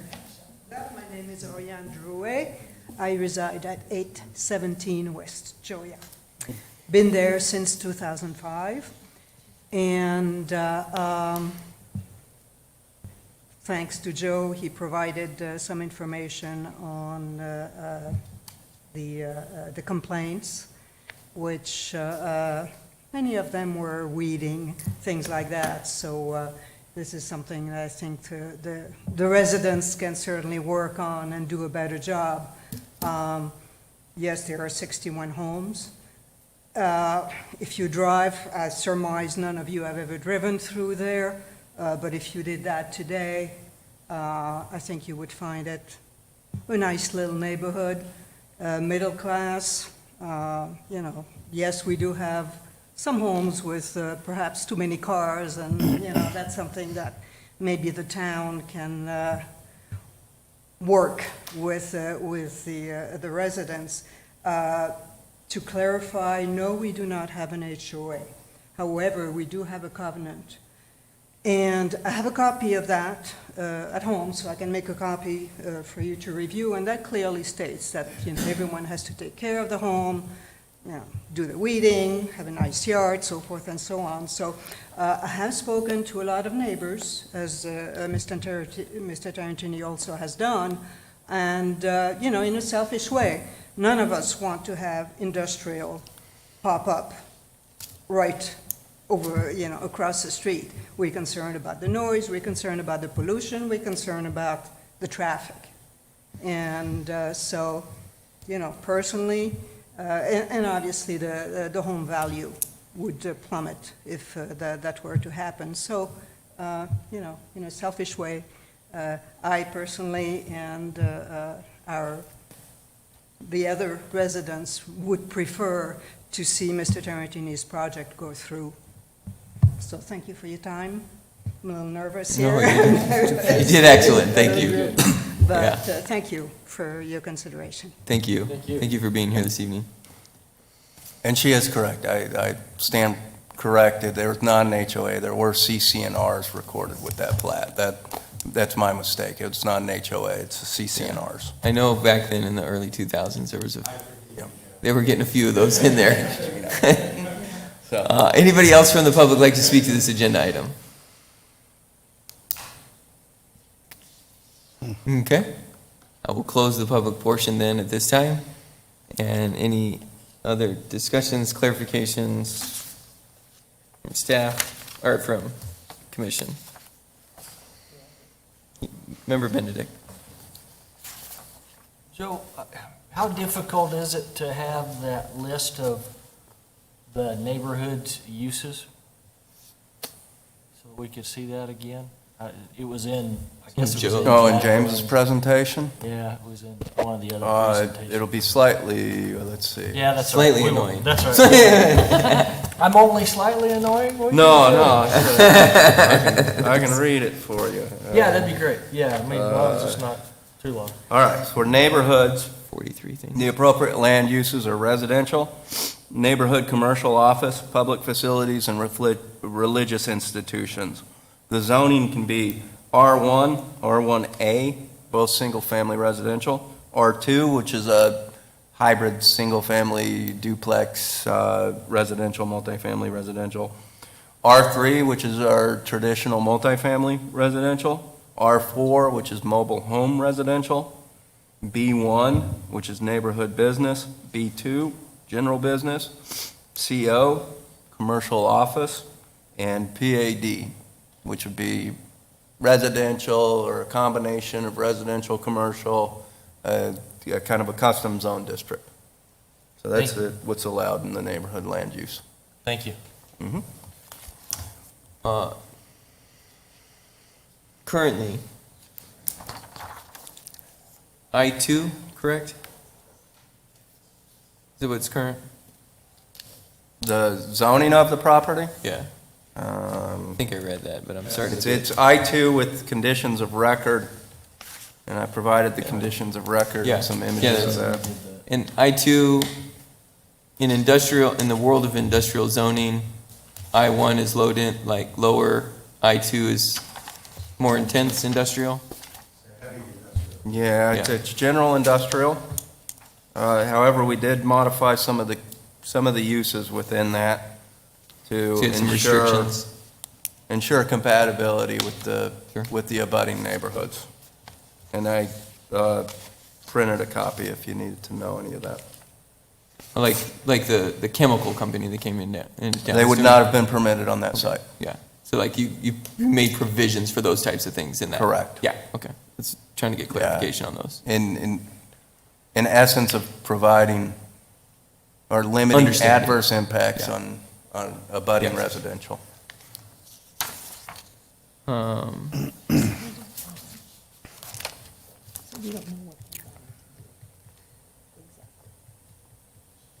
Any other questions? At this point, they haven't. Uh-huh. Okay, I don't either. Yeah. Question of clarification? I just had a, no, he answered it. Okay.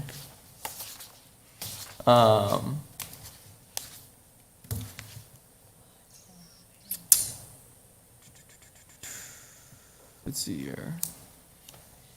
Anything else? I don't know. I think as I go through the staff report, I look at a number of things that I think we could go either way on. I think staff as I'm sure has stated, it was a difficult thing that they went through to try and figure this out, and are presenting what they feel. But when I look at it and think it increased the range of housing choices, it being industrial doesn't do that. I understand their explanation of it for bringing in more industry and then bringing more people, but then those houses will be somewhere else. This is a unique feature. And there's not many houses that are built along different areas. It is in a low to moderate area, so it's affordable. I mean, if they're going to be building affordable homes, I mean. Yeah.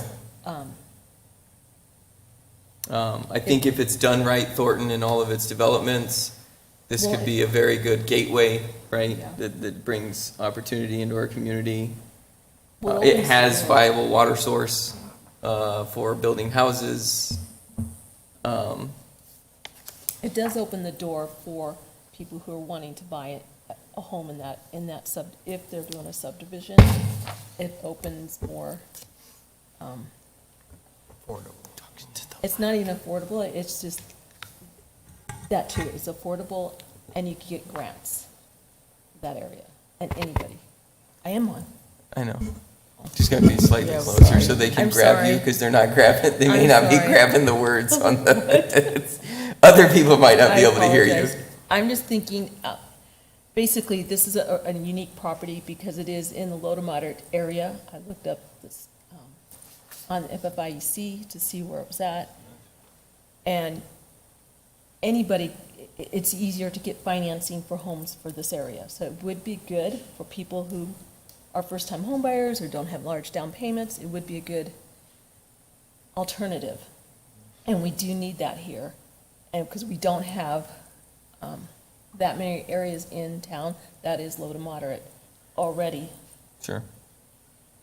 And we've been trying to improve the west side of Casa Grande for a long time. Yeah. Exactly. Alright. Anything else? I would entertain a motion from somebody. Mr. Chairman? Member Benedict. I love these when it's backwards and yes good. is no and no is yes. No, So, you just- so I'm going to flip it. I would move to recommend approval to the city council for DSA 220077 for the request to amend the general plan category from manufacturing industry to neighborhoods. Second. So I have a motion and a second to forward a recommendation of approval to city council. So everybody's clear of what the motion is. Any other discussion? Michelle, would you please call the roll? Member Vanderhayden? No. Member Hubbard? No. Member Garza? Joe, I can, wait. Wait, so, So yes moves it from Yes. manufacturing to neighborhoods. yes, if a yes vote means you are supporting a favorable recommendation to move it to a neighborhood. The way the motion was made, so to clarify, I think there was some confusion. I there. tried to make it less confusing. You I just apologize. confused everybody.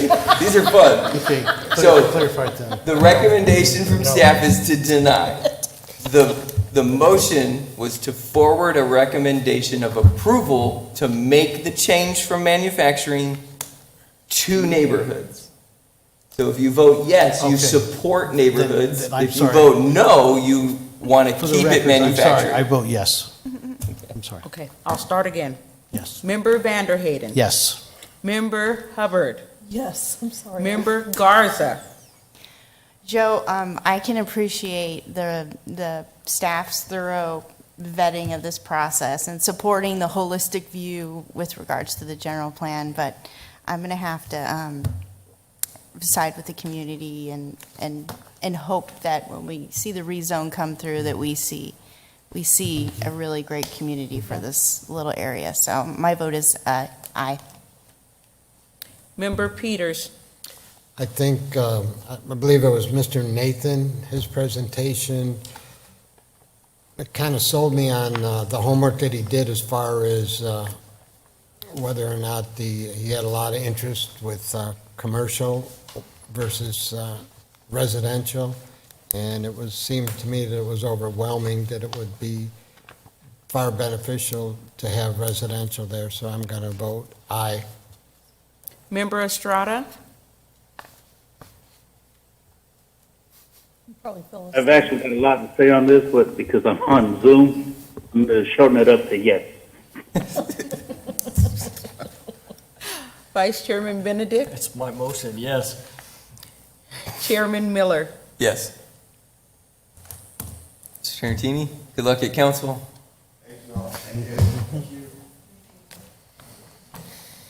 Sorry, Joe. All right. Next up, public hearing and consider forwarding a recommendation to city council for request by city staff for a minor general plan text amendment, DSA-22-000091.